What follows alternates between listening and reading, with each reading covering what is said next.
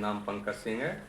आज हमारे पास देवराम पप्पू पलानेड़ा जी आए हैं और आज हम इनसे इनके विचार, इनके बहुजन मिशन गायक कलाकार हैं, तो इनके इनके मिशन के बारे में, इनके भविष्य के बारे में, भविष्य में इनकी क्या प्लानिंग है और यहाँ की जर्नी अब तक कैसी रही, क्या इनके जीवन में उतार चढ़ाव आए, उनके बारे में आज इनसे हम बातें करेंगे और इनके विचार व्यक्त करेंगे। हाँ जी, जय भीम। तो आपका नाम, परिचय? मेरा नाम बहुजन भीम मिशन, मैं देवीराम पप्पू पलानेड़ा, मुगलरोस, राजस्थान। और आप अब शुरू से शुरू करते हैं कि आपको इस मिशन के बारे में, मतलब आपके मन में विचार कैसे आए? मिशन क्या है कि मैं सन 2011 में दिल्ली गया था, एक बहन जी की मीटिंग में गया था। तो वहाँ जा कर के पूरी विचारधारा बाबा साहब की, मानवर कांशीराम साहब की और बहन जी की विचारधारा, उनकी 2-3 दिन तक मीटिंग वहाँ चलती रही। तो हमारा ऑटोमेटिक जो विचारधारा है एकदम वो चेंजिंग हुई। अच्छा, तो मतलब इस मिशन से जुड़ने का कारण क्या था आपके? मतलब ये बाबा साहब का मिशन है, तो आपके जीवन के मतलब प्राचीन, मतलब ये है कि भूतकाल में आपके साथ ऐसी कुछ घटनाएं हुई होंगी जिनसे प्रेरित होकर आपने ये बीड़ा उठाया है कि हमें भारत में भीम बाबा साहब का शासन लाना है। देखिए, पहले क्या है कि हमारी समाज जागरूक नहीं थी और हमारे समाज पर डेली अत्याचार और ज़्यादातर समाज पर डेली दिना दिन कभी शोषण इस तरह के होते रहते थे। तो और उससे हमने बाबा साहब को पढ़ा, मानवर कांशीराम साहब को पढ़ा और बहन जी की हमने उनकी विचारधारा पूरी हमने जानी। तो हमने सोचा कि हम वास्तव में हम तो इतने बड़े एक्टिव होकर के और बाबा साहब के मूवमेंट को चलाएं, तो हमारी जो आगे वाली भविष्य है, जो समाज है और जो आगामी जो नई पीढ़ियाँ हैं, नए बच्चे हैं, उन तक हमारी प्रेरणा और बाबा साहब अम्बेडकर की प्रेरणा घर तक पहुँचे। अच्छा, तो आप मान्यवर कांशीराम साहब और बहन जी से कभी मुलाकात हुई? कभी? कांशीराम साहब से मेरी वो हुई नहीं और बहन जी से भी मुलाकात नहीं हुई। अच्छा, वैसे बहन जी की मैंने 2 साल में वो सभा मैंने देखी थी राजस्थान में। अच्छा, तो आपका गायकन के क्षेत्र में आप आगे क्या करना चाहते हैं? मेरी विचारधारा यही है कि मैं बिल्कुल बाबा साहब अम्बेडकर की विचारधारा को बिल्कुल निःशुल्क काम करता हूँ, फ्री काम करता हूँ, कोई पैसा नहीं लेता हूँ। और प्रोग्राम भी मेरे समाज के बड़े बड़े बाबा साहब के स्टेचू हैं। अगर मैं ज़्यादातर बाबा साहब का जागरण वगैरह, चाहे वो दिल्ली हो, चाहे वो XYZ कहीं पे भी हो, पूरी ऑल इंडिया में जाता हूँ।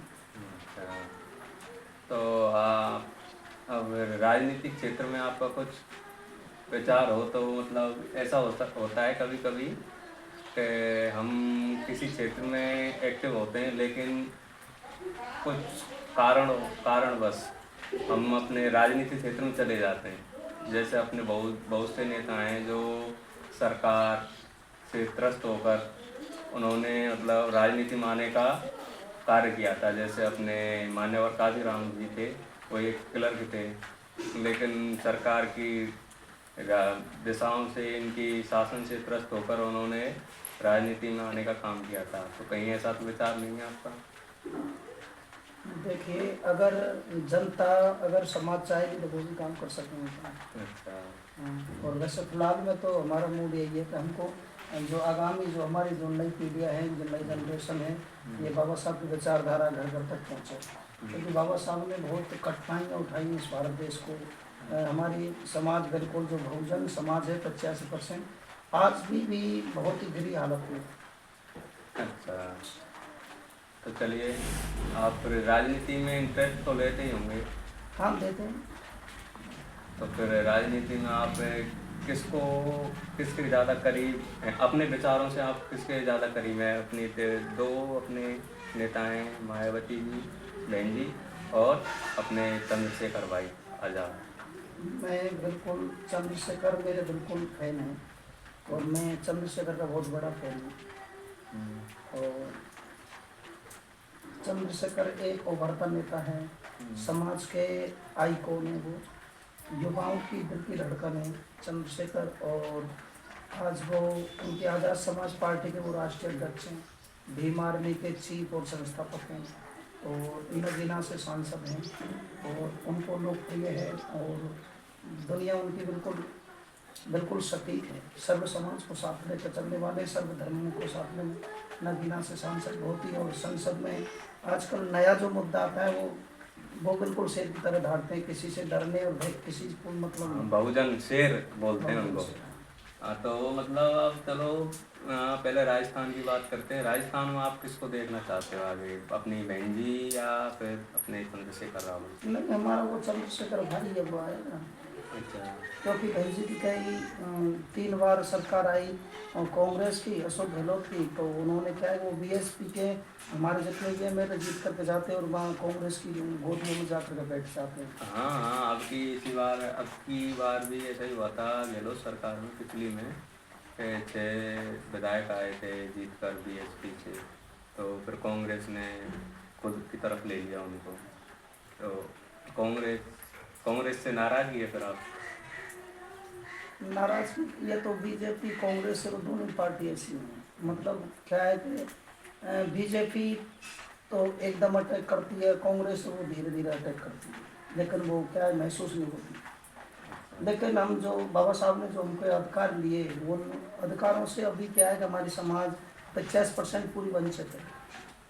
और हमारे समाज के भी वो क्या है कि चाहे मैं बच्चों की बात करूं, चाहे मैं युवाओं की बात करूं, चाहे मैं बुजुर्गों की बात करूं, और बाबा साहब के संविधान तो कॉन्स्टिट्यूशन को तो पढ़ते नहीं लोग, और इनको क्या है कि हर आदमी जैसे बहका देता है वैसे ही ज़्यादातर उसमें बह जाते हैं।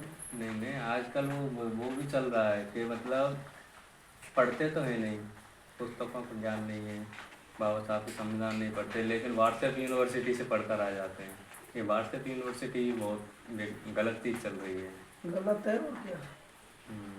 ये और यूपी में आप किसको देखना चाहते हैं?